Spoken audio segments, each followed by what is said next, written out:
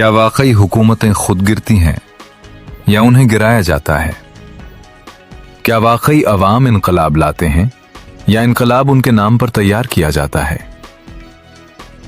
क्या कभी आपने सोचा है कि जब किसी मुल्क में अचानक बहरान पैदा होता है, जब मीडिया एक ही बयानियां दोहराता है, जब मईशत अचानक दबाव में आती है, जब सड़कों पर एहतजाज बढ़ जाता है, तो उसके पीछे सिर्फ हालात होते हैं या कोई मंसूबा भी होता है?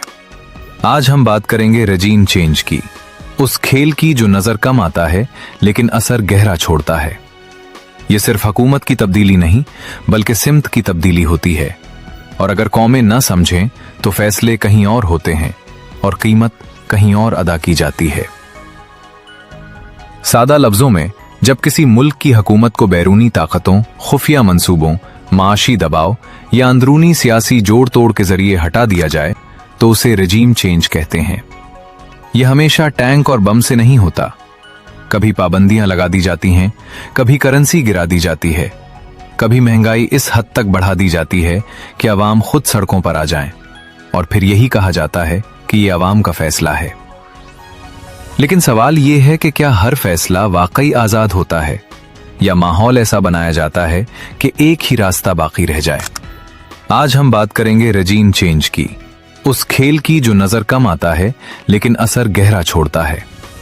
यह सिर्फ हुकूमत की तब्दीली नहीं बल्कि सिमत की तब्दीली होती है, और अगर कौमें न समझें तो फैसले कहीं और होते हैं और कीमत कहीं और अदा की जाती है।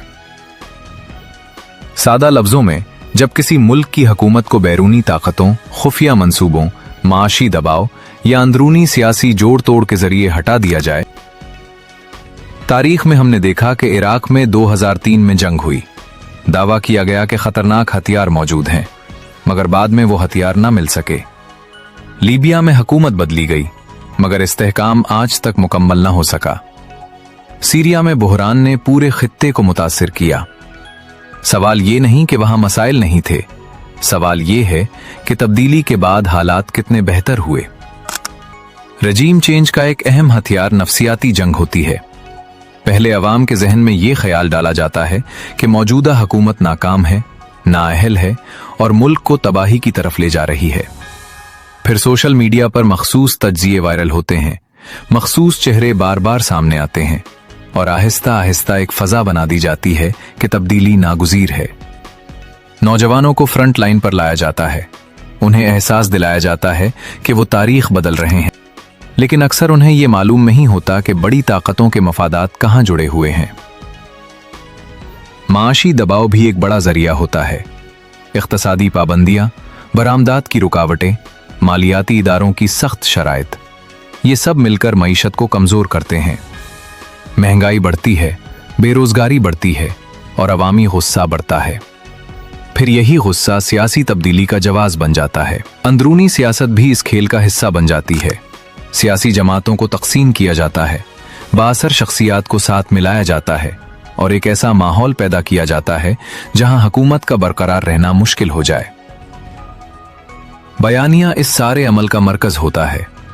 अगर बयानिया आपके हाथ में हो तो आधी जंग जीत ली जाती है। इसीलिए मीडिया मुबाहिसों, अखबारी कालमों और सोशल मीडिया ट्रेंड्स के जरिए एक ही सवाल दोहराया जाता है, क्या ये हुकूमत मजीद चल सकती है? और जब यही सवाल मुसलसल सुनाया जाए तो अवाम के जहन में शक पैदा हो जाता है। आलमी सतह पर बयानात दिए जाते हैं, इंसानी हुकूक की रिपोर्ट्स शाये होती हैं, सिफारती दबाव बढ़ाया जाता है, और यूं हुकूमत अंदरूनी और बैरूनी दोनों महाजों पर कमजोर पड़ने लगती है। लेकिन असल इम्तिहान रजीम चेंज के बाद शुरू होता है। नई हुकूमत आती है, वादे किए जाते हैं, इस्लाहात की बात होती है,